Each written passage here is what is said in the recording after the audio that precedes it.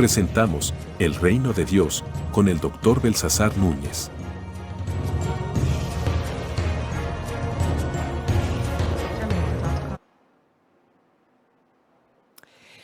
Bienvenidos nuevamente a su segmento de estudio bíblico. Gracias por estar con nosotros.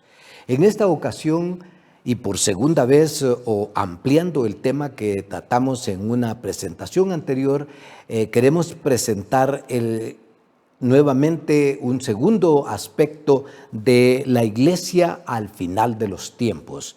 En esta segunda presentación que estamos trabajando, estamos queriendo enfocar para ustedes aspectos más profundos de nuestra preparación para que la iglesia, para que nosotros como cristianos confrontemos el final de los tiempos.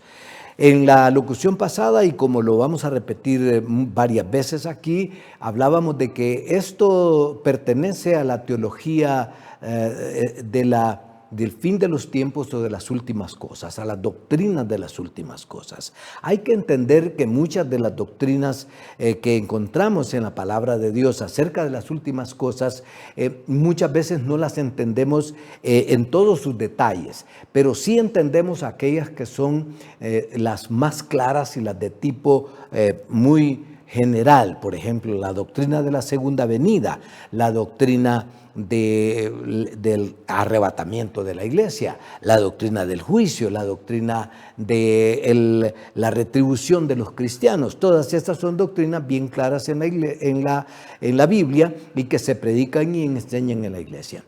En el tema de la escatología hay varias interpretaciones y todas ellas tienen su basamento en la palabra de Dios y no vamos a criticarlas. Y ni vamos a tratarlas aquí como un estudio a profundidad en eso, porque eso le queda a los estudiosos de los temas teológicos, prácticamente de tipo profesional o de tipo específico y más profundo. Bien, miremos la palabra de Dios que nos dice acerca de cómo nosotros podemos confrontar el futuro. Dice en el primer libro de Crónicas, capítulo 12, versículo 32, que es un versículo que se ha citado mucho en los últimos tiempos y que ha sido utilizado en una gran cantidad de mensajes en todas partes, en muchos púlpitos, en muchos mensajes, en los medios de comunicación. Dice que de los hijos de Isaacar, 200 principales entendidos en los tiempos, que sabían lo que Israel debía hacer, cuyo dicho seguían todos sus hermanos. Aquí podríamos hacer un estudio inductivo o hasta una exégesis de este pasaje, pero hay por lo menos 3 elementos del versículo o de este texto que quiero destacar. En primer lugar, dice que de los hijos de Isaacar había un segmento de 200. Número 1 es que imagínese usted 200 entre las multitudes de Israel en el tiempo de las crónicas, que sumaban a bastantes millones. ¿Cuánto sería el porcentaje de esos millones? 200 personas que eran los hijos de Isaacar, entendidos en los tiempos. Entonces, el primer punto aquí es que no todo mundo tiene que ser entendido en los tiempos. Ahora, y permítanme y me perdonan los que pueden pensar diferentemente de lo que yo pienso, todo mundo quiere ser profeta predictor. No todo mundo va a ser profeta predictor, no va a ser todo mundo entendido en los tiempos. Hay un sector especializado que Dios escoge de su manera soberana para que haga eso. Pero el otro elemento que quiero destacar es que dicen que estos entendidos en los tiempos, que eran 200, ¿qué era lo que entendían? Los tiempos. Bueno, los tiempos es una manera de decirlo aquí la palabra de Dios. Pero al estudiar a fondo esto, lo que estudiaban ellos eran los cambios de las estaciones, que es otra manera en que se puede traducir el término tiempos, que se medía por las lunas y a través del cambio de la luna venían el cálculo de los años. Ellos lo que observaban era los astros, era lo que observaban, era el firmamento, y a través de ese movimiento, que no es el movimiento de astrología que se da en la actualidad, sino un estudio científico, podríamos decir, a pesar de lo primitivo en que ellos estaban, estudiaban los tiempos para decir a Israel, y ese es el tercer elemento, para decir a Israel qué era lo que debía hacer, si debería de ir a la guerra, si debería sembrar o se debería de esperar para la siembra, y de ahí nacen nuestros calendarios. Hoy podríamos decir, y perdónenme esta alusión muy tal vez jocosa,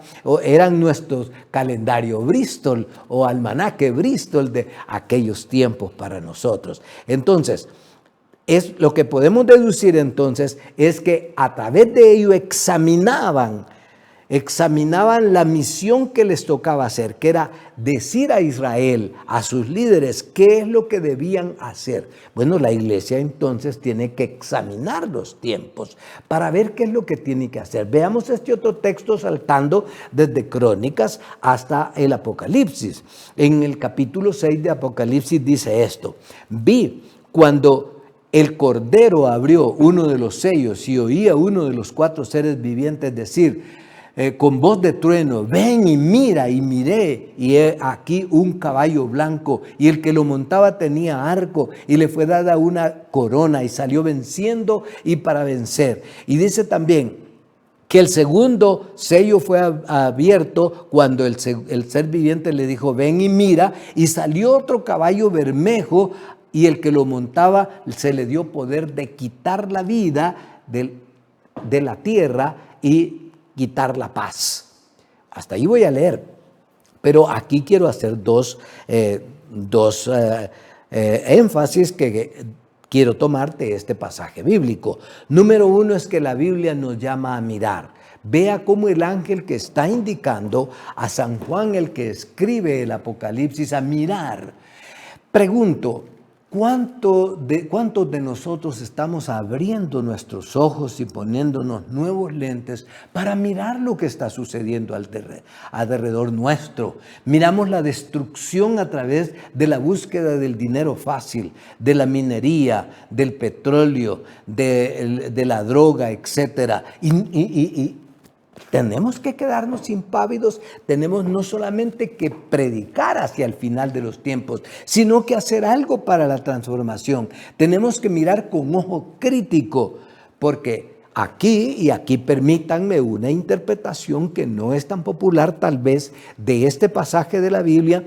Voy a tener yo que interpretarlo de una manera que lo pueda aplicar a esta exhortación que tiene la palabra de Dios de mirar para podernos preparar y para poder confrontar el fin de los tiempos. La primera cosa, el jinete del caballo blanco, independientemente de qué interpretación le puede dar usted, de las interpretaciones que pueden dar los escatólogos que hemos visto anteriormente, los estudiosos de la palabra de Dios y los sistemas que ya se dan, que puede ser milenialista, que puede ser amilenialista, que puede ser una interpretación preterista o del pasado, que eso ya pasó. De cualquier manera, déjeme hacer una aplicación. Probablemente, y voy a asumir la responsabilidad de interpretar con algunos de nuestros escritores famosos de nuestros tiempos, el jinete del caballo blanco como el avance de la predicación del evangelio venciendo y para vencer. Esa no es una interpretación más popular en estos tiempos. Sin embargo, cuando yo la hago, estoy haciéndola en forma que pueda aplicarla a lo que queremos decir en este momento. La predicación del evangelio hacia el siglo XXI se ha llevado a cabo en el mundo entero de una manera muy exitosa. Pero como lo dije en una presentación anterior, recordemos que apenas hemos alcanzado 1/3 de la población mundial. Y sin embargo podemos decir que hemos predicado exitosamente. Estamos contentos, estamos felices, alabamos a Dios por el éxito que tiene la predicación del evangelio y que va venciendo y para vencer.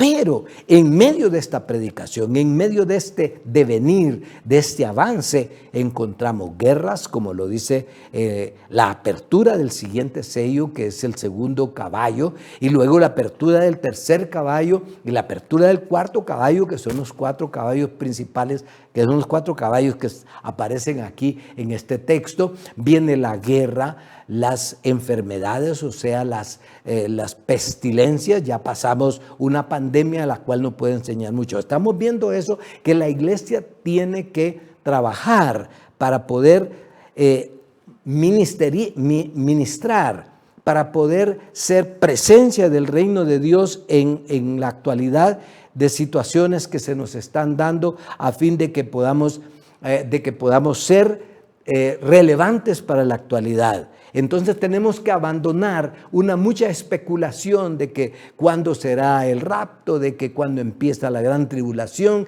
de qué color van a ser los ojos del anticristo, y que si es gay o que si es la otra cosa, para trabajar en lo que tenemos que trabajar. A la iglesia de Éfeso, en el mismo libro de Apocalipsis, le dice: yo conozco tus obras. Miremos este texto en el capítulo 2 de Apocalipsis. Y tu arduo trabajo y paciencia, y que no puedes soportar a los malos, y has sido probada, y has probado a los que dicen ser apóstoles y no lo son. Y los has hallado mentirosos, y has sufrido y has tenido paciencia. En todo este devenir de la iglesia hemos encontrado de todo: pestilencias, hambres, guerras, sufrimiento, pero también apostasía, como lo dijimos en una presentación anterior. Y más adelante, la iglesia es desafiada a regresar al primer amor, porque has perdido tu primer amor. Iglesia de la actualidad, regresemos para hacer arder en nosotros el primer amor de la devoción, del esfuerzo para cumplir nuestra misión, porque hemos dejado enfriar el amor y hemos caído en situaciones de competencia, en situaciones de notoriedad, mientras la palabra de Dios nos dice: lo que te recomiendo es que vuelvas a tu primer amor. Bendiciones. Hemos presentado El Reino de Dios con el Dr. Belsasar Núñez.